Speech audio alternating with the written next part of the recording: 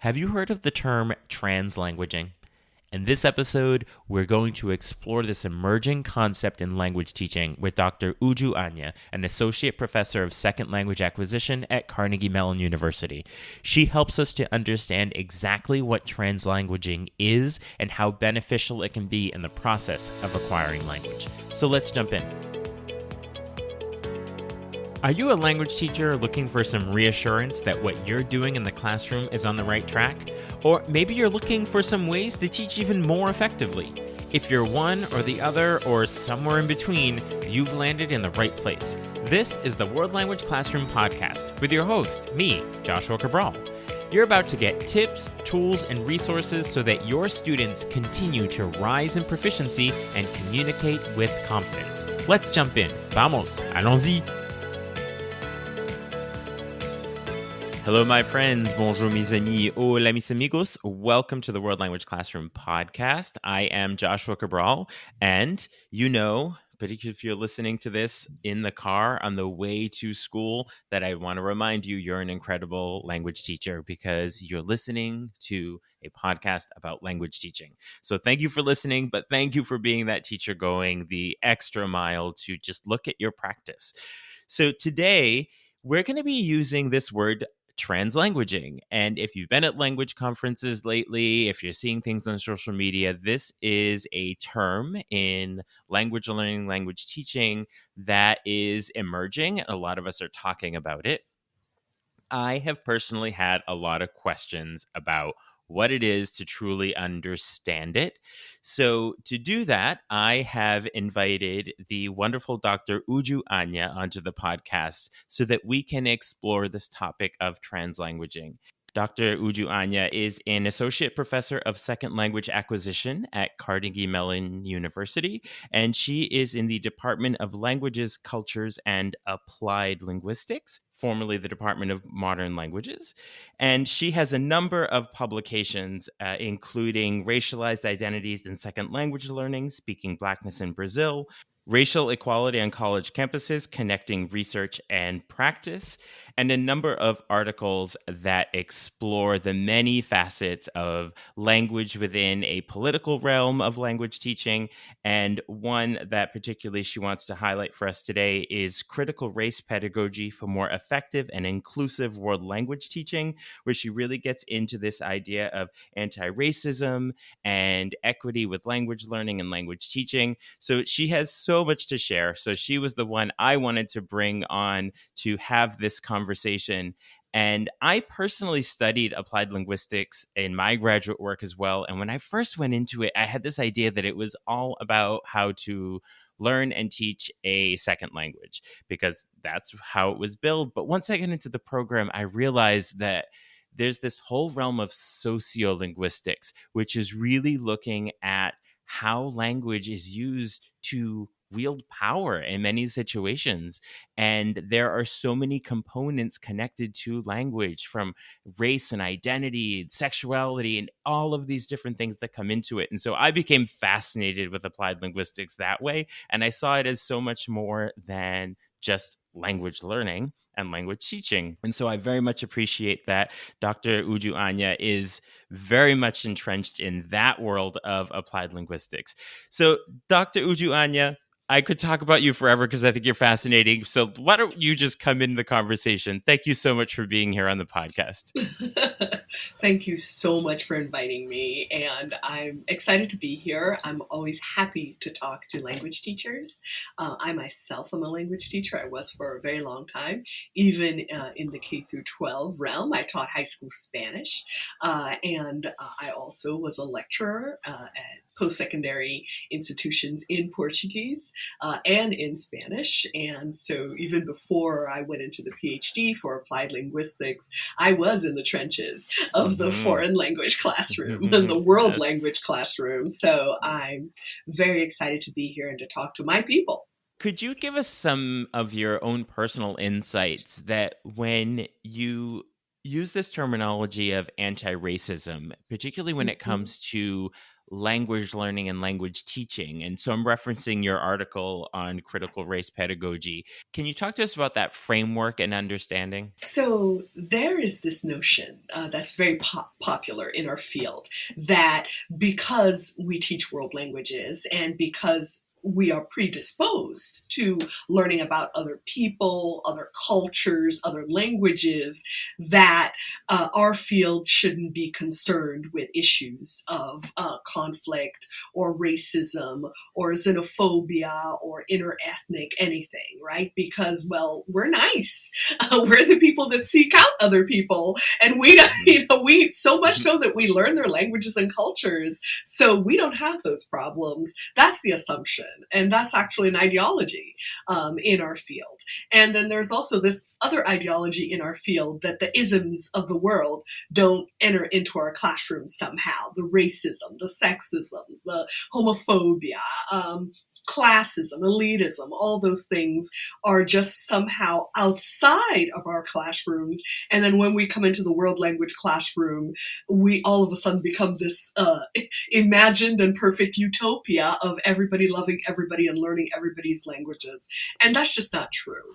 We do not stop being who we are when we walk into a world language classroom, nor do we stop having all the problems that we have and the social hierarchies, inequities, etc., that we have outside the classroom. They don't end because we walk into the classroom, or they don't end outside of our textbooks and learning materials. So racism is definitely a concern for us in world languages. It's a concern in how we relate with students, and it's also a huge concern in the materials that we use for language instruction. We have to deal with anti-Blackness, for example, in those materials, erasure of entire populations that are part of the target language speaking world that we just don't see represented equitably or even in positive ways in our materials. And there's also a lot of exclusion and elitism with regard to the images that we show, houses, for example, that we show, or living situations that we teach when we teach house vocabulary and things like that tend to be middle upper class. In the Western languages we teach, it tends to be very European dominated populations and cultures and images. Spanish, for example, over more than 33% of Spanish speakers worldwide are Black. And you don't even see that in our materials, and you wouldn't even know that Black people speak Spanish if you were to just rely on how we present Spanish speakers in our classes. For example, that's just one example. So anti-racism is definitely a concern for us, and it's a value that I hope that we learn more about and we promote in the work that we do in world language classrooms. Often when I work with teachers or school districts and looking how departments are going about their work, there's this understanding or this assumption that these are topics that are for upper levels, that this doesn't happen at the lower levels. And the simple fact of asking a 7-year-old who's studying Spanish, what's your favorite color? The answer to that question could have huge political ramifications when it comes to sexism and homophobia by simply asking that question. So we think it's this higher order thing. No, it can actually be at that level. It can actually be at that level, especially if the 7-year-old says, well, I don't like pink because pink is a girl's color, so what are we going to, how are we going to unpack, the patriarchal values embedded in this notion that, we can assign colors to gender, and we can, deprecate certain tastes or colors or things that are viewed as very feminine. And also sexuality, right? Human sexuality and sexual diversity is something that's also considered a higher level, or even considered something that's too controversial to be in language classes. And number one, that's a huge lie. because we talk about sexuality every day in language classes from day one. Mm-hmm. The difference is whose sexuality you're talking about. Mm-hmm. We talk about heterosexuality and we talk about heteronormativity all the time. Look at the family chapter, the family unit, when we start teaching vocabularies. What are the pictures that we show when we teach about weddings, for example, and couplings and courtship vocabulary and rituals? How do you ask somebody out on a date? Or even, who is a typical family in this culture that we're learning about? It's usually mom, dad, and children. And this is a heterosexual presenting unit. This is a heteronormative frame that from day one we are imposing on our classrooms. And this is a conversation about sexuality. But since, the dominant sexuality is looked upon as so normalized and invisible, we don't even think that we're talking about sexuality, and we don't even think that we're talking about gender and things like that, because we're talking about dominant and normative values and ideologies. So yeah, we are. What we're doing is actually erasing and actively, purposefully leaving out LGBTQ plus populations from our language classes because somehow we deem it too controversial and we say sexuality doesn't belong. We believe it belongs and we talk about it all the time. Whose sexuality is the difference? Right. And it's just looking at this idea that sometimes we look at, we have to do a unit or directly talk about anti-racism, and yes, there's a place for that, and we should definitely bring that into our classrooms, but a lot of it is just the windows and mirrors, those things at those different levels. So I could talk to you about this forever because this is a fascinating topic that we all need to talk about, but I have so many questions about translanguaging. No problem. And I don't think they're completely disconnected. Not at all. Maybe some of the things you'll be saying. But can you just start by unpacking a little bit what this term translanguaging is? Sure. Translanguaging is this notion that we are not monolingual. Usually when we talk about translanguaging, it's more helpful to tell you kind of what it's not, right? A lot of people will say, well, isn't that just another way of saying code switching, right?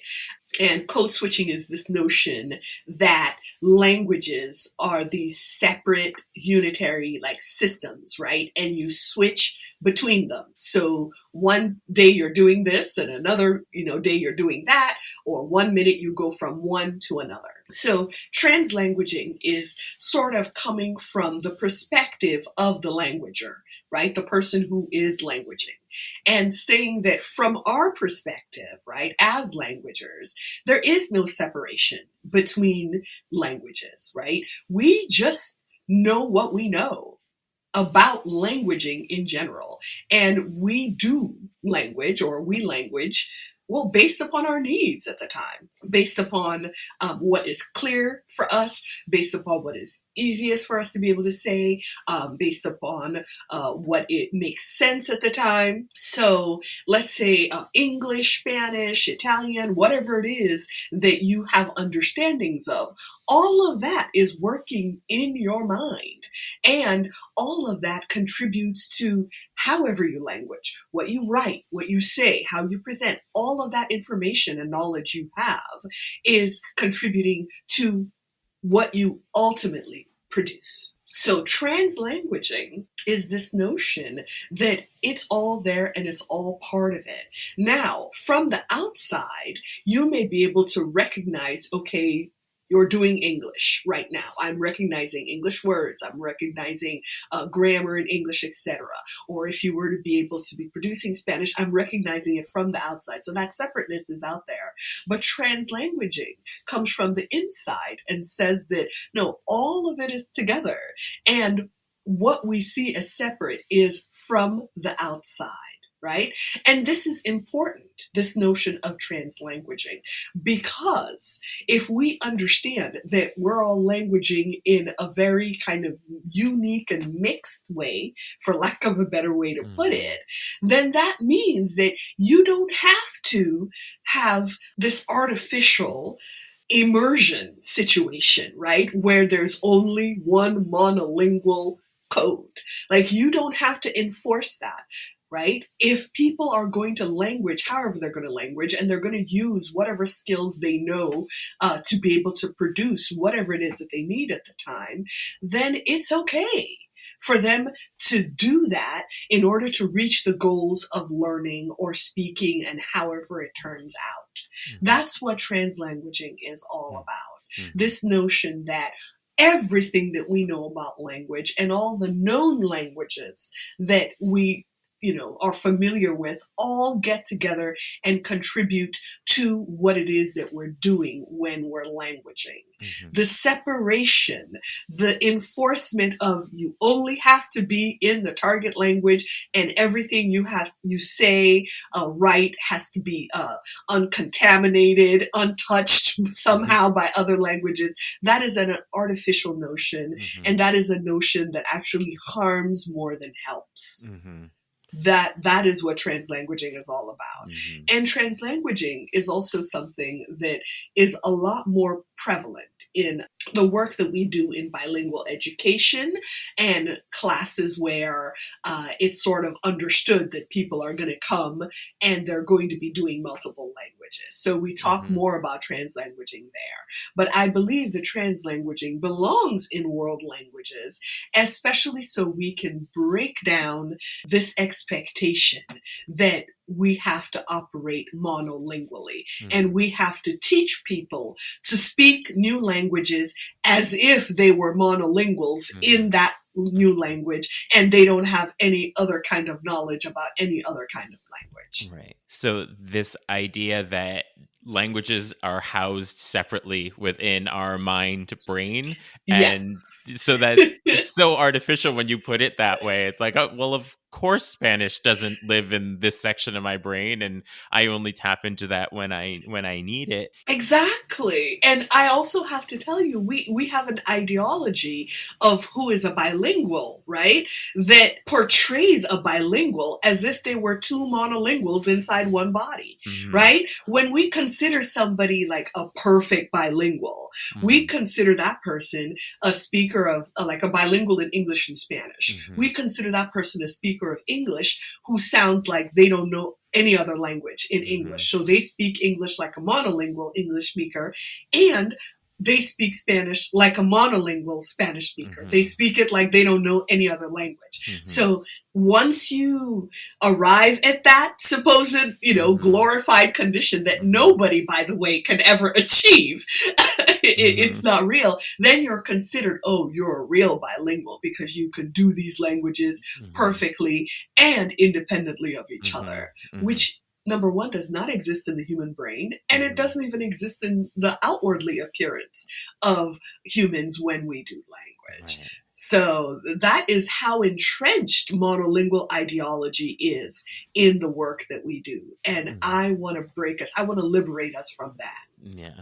So a couple of my clarifying questions personally for me when it comes to this is to make the distinction between translanguaging and translation. And you started by talking about code switching in there.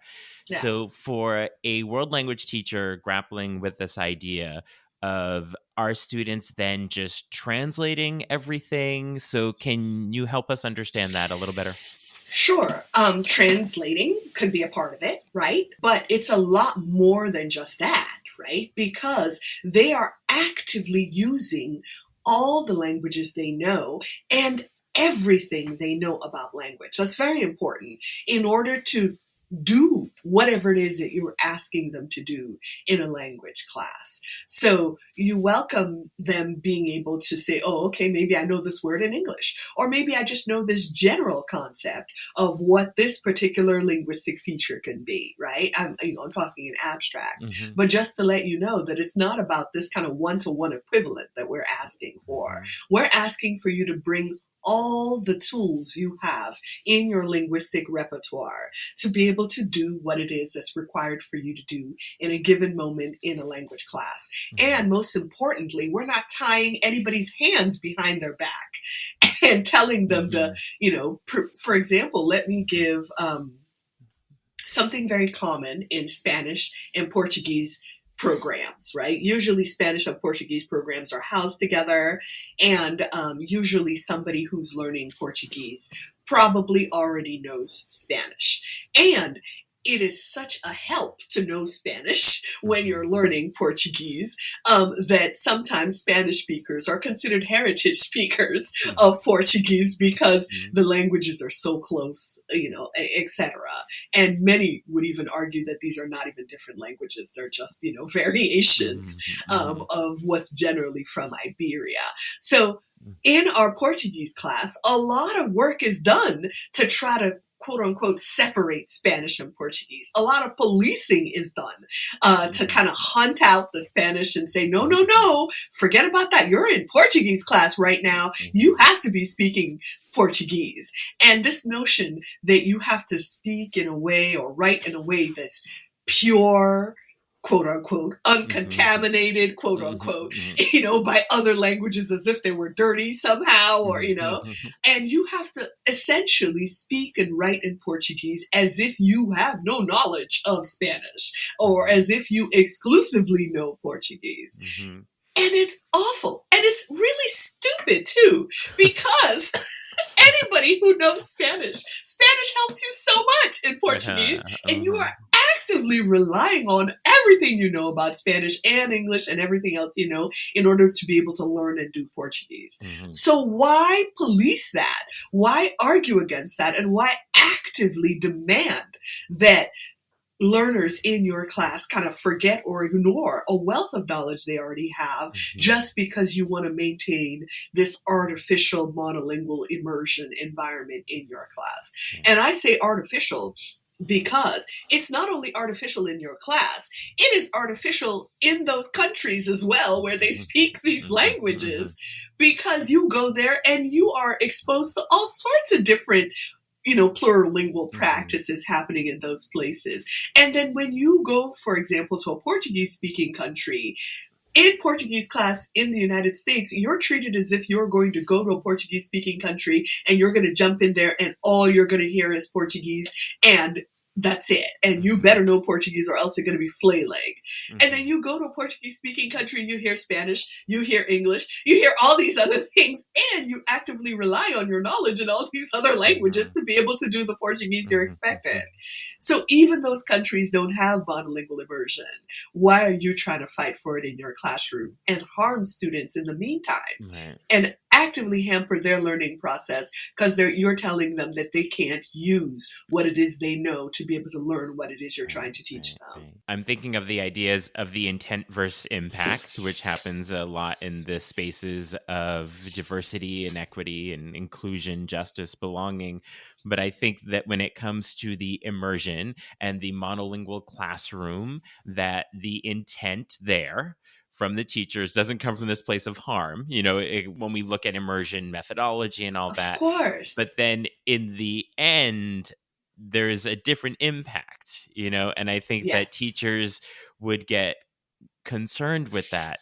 But I'm looking specifically at an example of, with the best of intentions, to separate. Like, we just do this language in this classroom.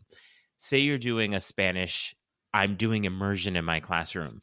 And you never have to teach students when they start to sound out a Spanish word to go from left to right, because they're English speakers. And so as languaging English speakers, they go left to right. Because if they're Arabic or Hebrew, they're not doing that, or if they're coming from Chinese or Japanese where there's no phonetic value, to the characters. But without knowing how to read in English, but then we think, oh, well, you just know that. No, they just know that because they're using their linguistic knowledge of English and transferring it to their Spanish. So as much as you're doing this monolingual situation, you are banking on the fact that they know how to read in English so that they can read in Spanish. Absolutely. You are relying on translanguaging, by the way.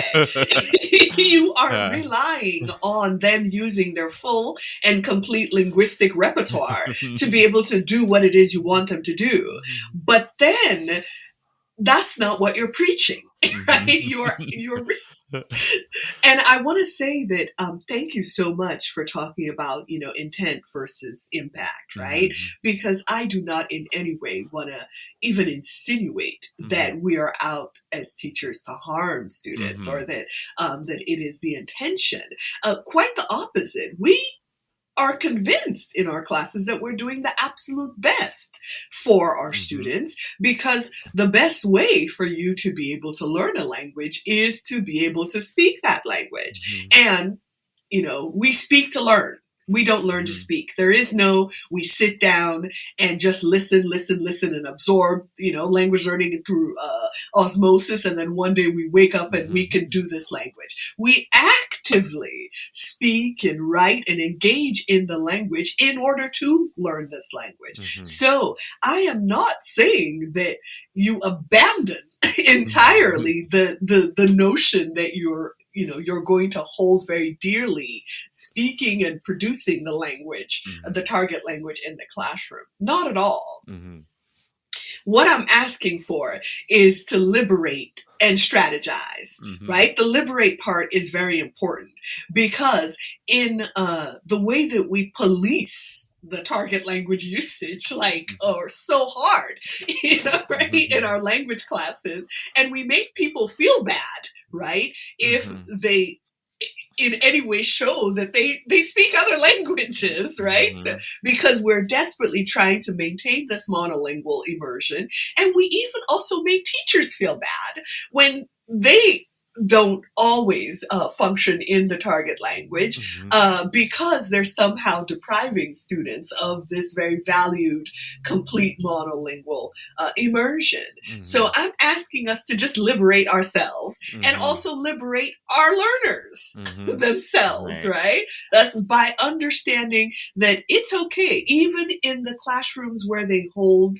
monolingual immersion and target language speaking very dearly, they only achieve about 80% really of exclusive target language anything. Right. So 20% is still working in other languages, home languages and stuff, in order to facilitate what you do. Because, for example, try to explain a preposition without translating.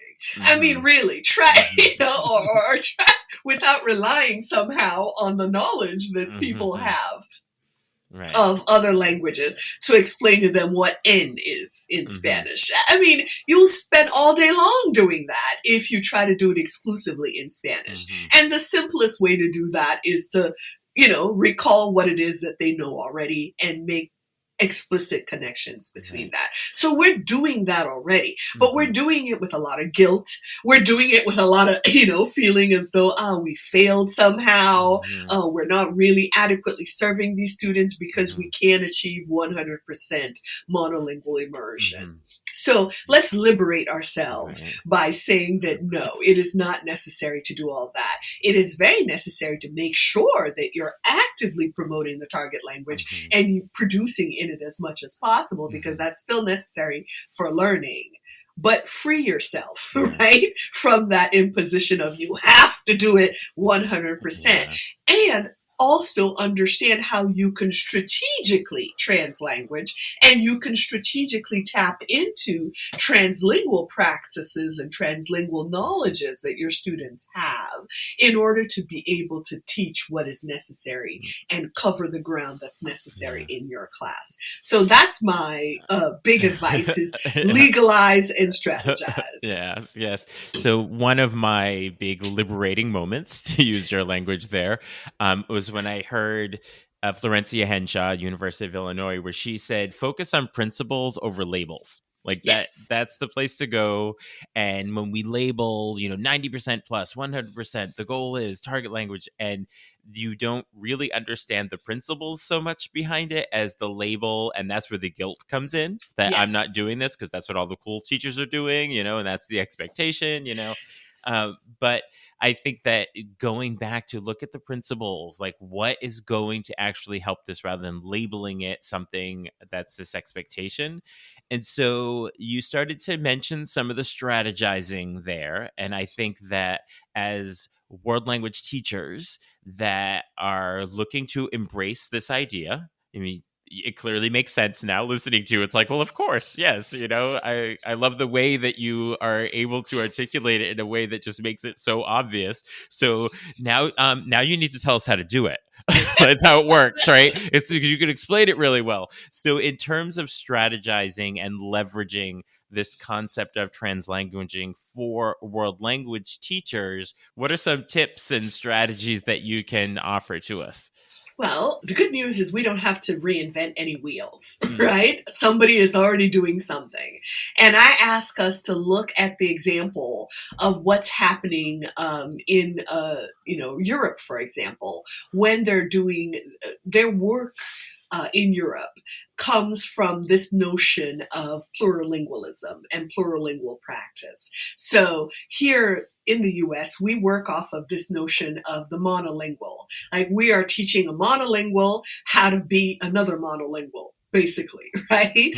We are teaching a monolingual English speaker, the assumption is, how to speak like they were a monolingual in Spanish or Portuguese or Chinese or whatever it is that we're teaching them, right? So the first strategy is to let go of this notion of working in monolingualisms with monolingual people with monolingual goals.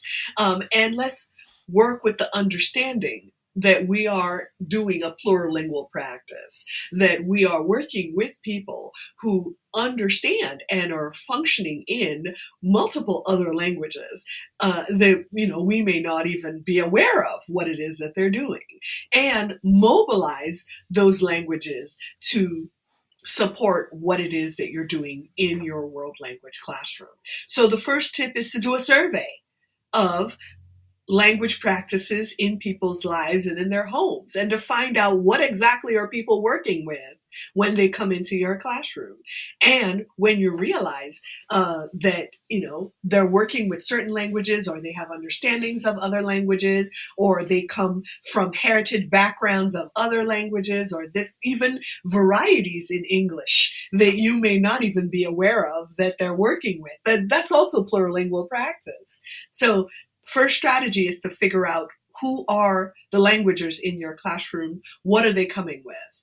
And the next strategy, the next step would be, how can you incorporate that into your instructional practice? How can you incorporate that actively into your teaching practice? What can you tell your languagers about what it is that they already know and how that can support their knowledge and their production in the language that you're teaching, in the target language? And actively use that.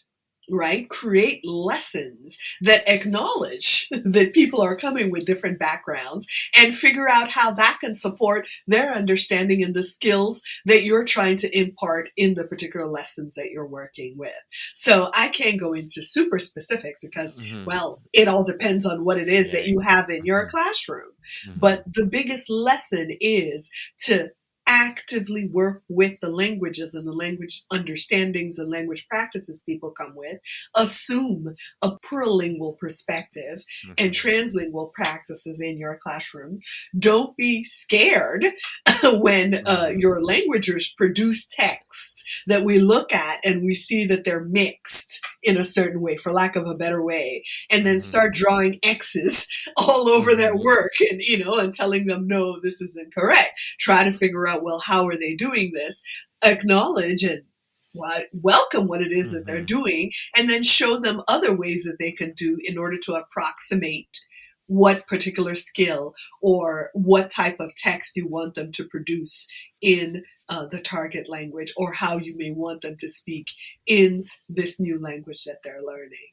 Yes. But also count upon your knowledge as well. You may share language backgrounds with these students, which will also help you to be able to tailor your exercises with them specifically to their needs and their understandings. Right. So to bring this back to our initial conversation, you just said that you were talking about acknowledging and welcoming their linguistic experience.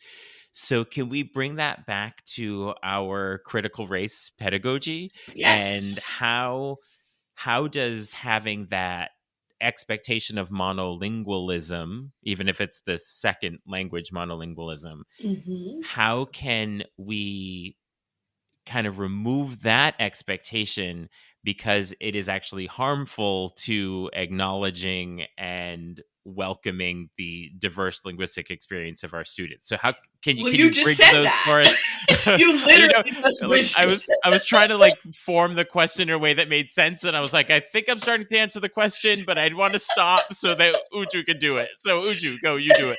But you literally answered the question. I want to model for you what I want teachers to do in their own classroom. Why am I going to tell you something you just said already? Well, I'm bridging the everything you were talking about with the beginning. So did I bridge it? You did. You certainly did. You have explained it. You have explained that it's harmful, right? To be able to essentially erase people's identities in the classroom and discredit what they bring into the classroom by saying, well, it's not good enough, right? And it's not helpful here in what we do, and it actually might impede your success in this particular environment, which is not true. So, that is not an inclusive environment, and that is not an environment that promotes belonging, because you are actively telling people that the way that they language is not right, and you're going to teach them how to language properly in order to be able to serve the purposes of your class, which is at the very least harmful. Well, thank you. Thank you so much for providing all the details and insight that help us bridge that. And I'm happy that we started with that conversation so that we could come back to seeing how translanguaging includes Of course. anti-racist work. Now, I also want to address this notion of error correction, right? Because the next thing people are going to be like, well, do you mean to say that no one can ever make a mistake anymore? Or, what do you consider a mistake in this language that they're learning if, well, anything goes at this point? And slippery slope, slippery slope, right? First of all, and then the next thing we know, we're not teaching German anymore. we're just teaching whatever it is people want to speak in the class. Okay, no. That's not what's happening, right? We can understand that the goal, or a goal in a particular exercise, is, okay, I want you to be able to produce a text that looks like this, or I want you to be able to reproduce this or that, right? What we're asking is the journey to get there involves you recognizing that people are going to work at it in a certain way, and acknowledging that and figuring out what it is that you're going to expect that's not going to entirely discredit and not going to tell people not to use the tools that they have in order to arrive at a certain goal. We are talking about expanding people's linguistic repertoires as opposed to shutting it down. And that is a principle that you should understand and work with in your classroom. Brings it back to that, the principle over the label. So, Uju, you've shared so many wonderful things with us today. I was just wondering, are there any recommendations you would have for continuing to look into this work, maybe through you or others? Yeah, I think that we live in this sort of siloed notion, right? Institutions. And even the fact that we're teaching language as a subject all on its own is a silo, as opposed to we're teaching, math, for example, and the target language is a medium of instruction. So this notion is we're learning the target language and we're learning math at the same time. So even the fact our own academic discipline as a silo is problematic, and it's also being challenged right now because people are cutting off our language programs because of how we've kind of stagnated, right, in our field, and we're not really making what we do seem relevant to other fields and what other people are doing. So a big advice that I would give all of us is learn and see what other people are doing in other areas and other types of language classrooms. What are they doing in bilingual ed? What are they doing in dual language immersion? What exactly is going on in all these other places? And this is where we learn skills that are necessary for us. And this is where we learn how to also expand our understandings of how to do what we do, right? So, for example, translanguaging is coming from bilingual education. What's happening in bilingual education, and how can that inform our world language classroom? Yeah, the idea of the silo, I often hear from ESL teachers when I tell them, oh, this is what we're doing in the world language classrooms, and this is our new emerging stuff. And they're like, we've been doing that for 25 years. Yeah. we are behind. So it's like, oh, okay, but maybe if the ESL teachers were involved in our world language and it was considered a world language, then we'd all be learning from each other. But exactly, I often hear that from ESL teachers. So why are we doing that? Why are all the linguistic classrooms or the language-based classrooms all separate from one another? Why do we publish in separate journals? Why do we, go to separate conferences? Why do, even in like our schools, why are we in separate departments? What's going on? Why are we siloing world languages in ESL? And why are we even siloing languages themselves and what we consider content?